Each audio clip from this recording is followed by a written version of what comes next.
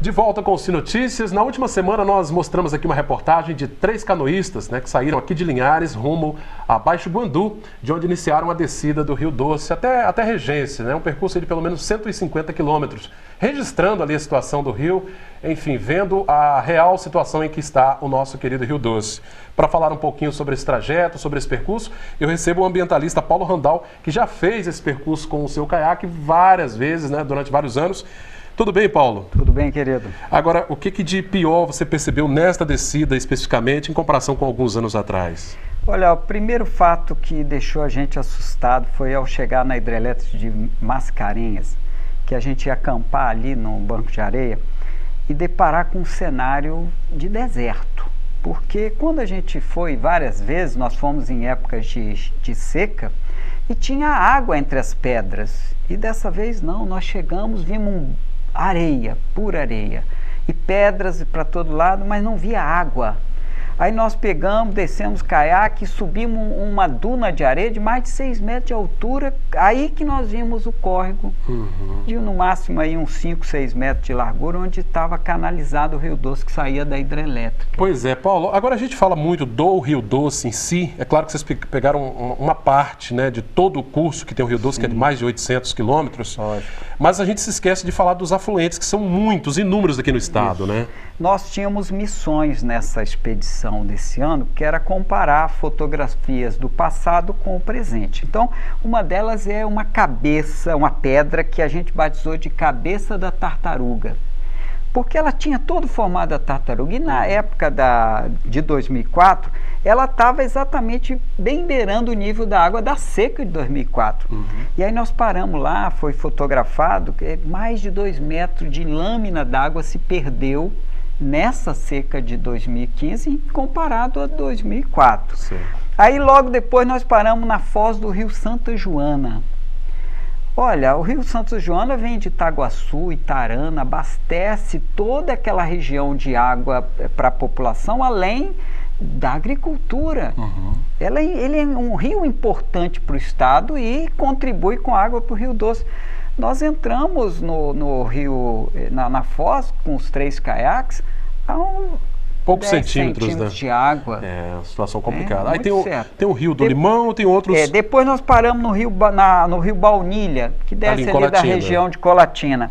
É um rio que, se você pegar imagens das enchentes, ele é um rio devastador quando está cheio.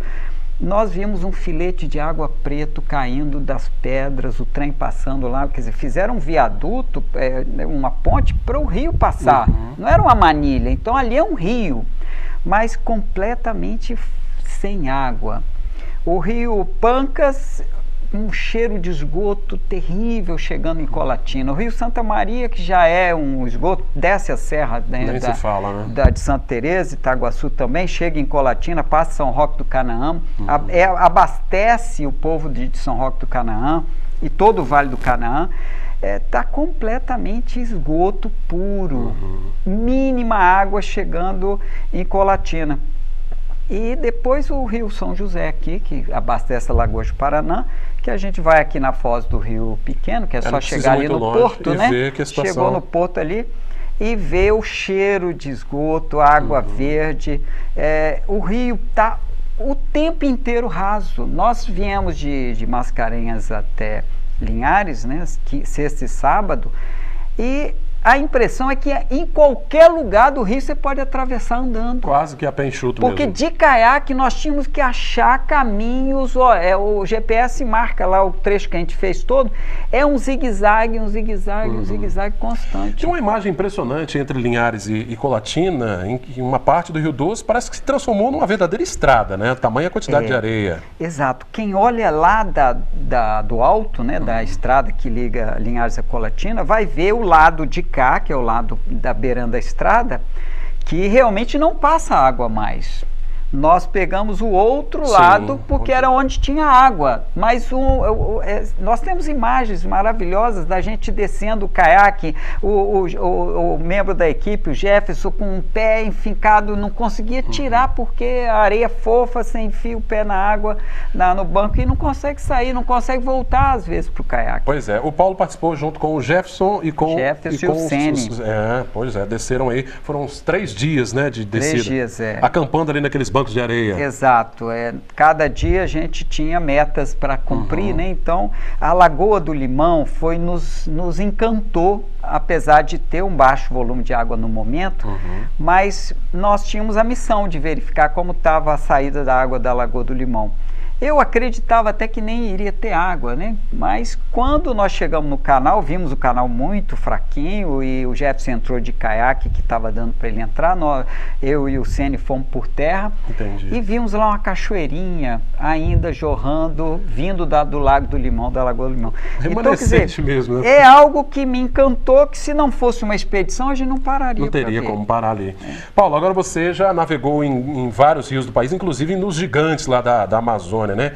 O que te chamou a atenção nessa relação? Porque você passou por várias cidades ali, vários povoados, nesta relação ser humano e rio, que no mundo inteiro existe essa relação muito íntima, né? Mas aqui, o que tem de diferente para a Amazônia, por exemplo? Olha, só para você entender, o modelo europeu de destruição, eu encontrei em Portugal quando eu fiz a travessia do Rio Douro, atravessei Portugal da Espanha até a cidade do Porto. Você chega nas cidades grandes, você sente cheiro de esgoto, você vê as casas lançando esgoto no rio. E não é diferente do Rio Douro para o Rio Doce. A gente chega em Colatina, a gente sente cheiro de esgoto de Colatina a 2, 3 quilômetros da cidade. Coisa que eu não tinha visto isso em outras descidas. Em Itapina também, eu nunca cheguei em Itapina e senti cheiro de esgoto, mas já sente esgoto, porque o rio está com baixa quantidade de água. Já na Amazônia, há uma relação de amor, de vida, né? É por isso que eles chamam os povos da floresta. A floresta, para eles, é mais importante do que qualquer coisa.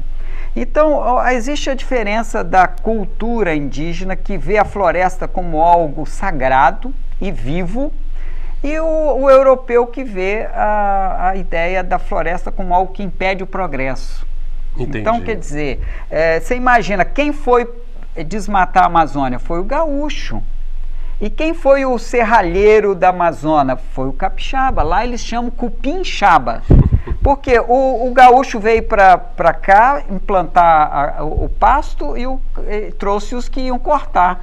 Que viraram capixaba, né? Cortaram a floresta. Aí eles vão para o Pará, corta a floresta. Então, é muito difícil. É uma relação complicada, né? Essa relação de exploração do meio ambiente como algo da cultura.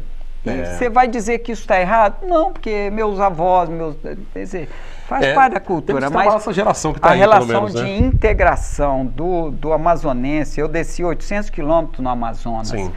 Toda casinha que você para lá na beira do rio, você fala assim, posso botar a rede e dormir aqui? Eles tratam a gente com carinho, recebem a gente com uma alegria muito grande. Agora, o Rio Doce tem uma beleza exuberante. Eu fiquei surpreso com o encantamento que está o Rio Doce mesmo na seca.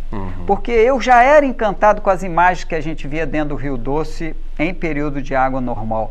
Mas a seca trouxe um cenário completamente novo. Nunca visto, né? E ao mesmo tempo encantador.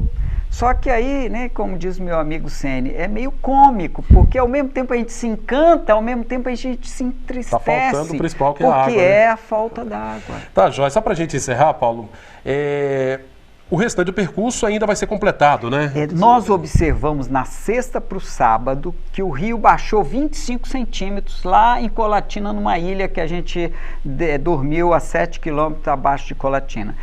E quando nós chegamos, dormimos aqui, acampado na frente aqui do porto, né? No cais do porto. No cais do porto, tinha um banco de areia ali, até que com um mato lá plantado por alguém. nós dormimos ali de manhã cedo, botamos uma marca onde estava o nível da água. No outro dia chegamos, já tinha 10 centímetros a menos. De uma noite para outra já? Isso, de noite. Nós chegamos de noite nesse banco de areia. Então foram, vamos colocar aí, mais ou menos 25 a 26 centímetros de lâmina d'água perdida em 2 dias. É, muita coisa. Né? Aí nós discutimos à noite e pensamos o seguinte, poxa, vamos esperar até semana que vem, ver se agrega outros canoístas que queiram fazer esse percurso, que é menos, né, difícil, e que a gente tem um cenário mais real da seca atual, porque nós queremos chegar lá na foz do Rio Doce e ver como está essa água. Nós vimos os afluentes, e como é que está chegando essa água ao mar? Lá para o povo de Regência, eu moro em né? Regência, eu sei como é que está a foz, mas eu quero trazer essa comparação de lá dos outros afluentes, o que eles estão contribuindo com o mar, né, em termos de água e geração de vida. Tá joia. Quero agradecer muito aqui a presença do Paulo Randal, ambientalista, conhecedor da área, né, que com os 2 parceiros, o Jefferson e o Sene, né, que participaram desse percurso, vão concluir o trabalho então neste sábado.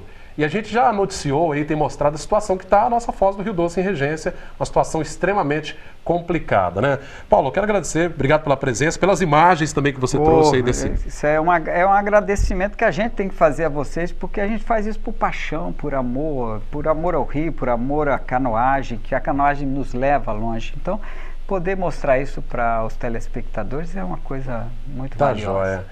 Muito bem, eu conversei com o ambientalista Paulo Randal falando da descida, né, do nosso querido Rio Doce nesse percurso de 150 quilômetros, que vai ser completado, como eu disse, no próximo sábado, né, até Regência, fechando então esse circuito aí, né. Esta edição do Sim Notícias está terminando. O e-mail para você enviar a sua sugestão de reportagem está aí no seu televisor, pautalinhares@redesim.com. Acesse as nossas entrevistas e reportagens nas redes sociais, no YouTube ou no Facebook. O endereço é facebook.com/tvsimlinhares. O telefone de contato também aparece no vídeo, 3373-2000. Obrigado pela audiência, até a próxima edição. Sim Notícias, Linhares se vê aqui.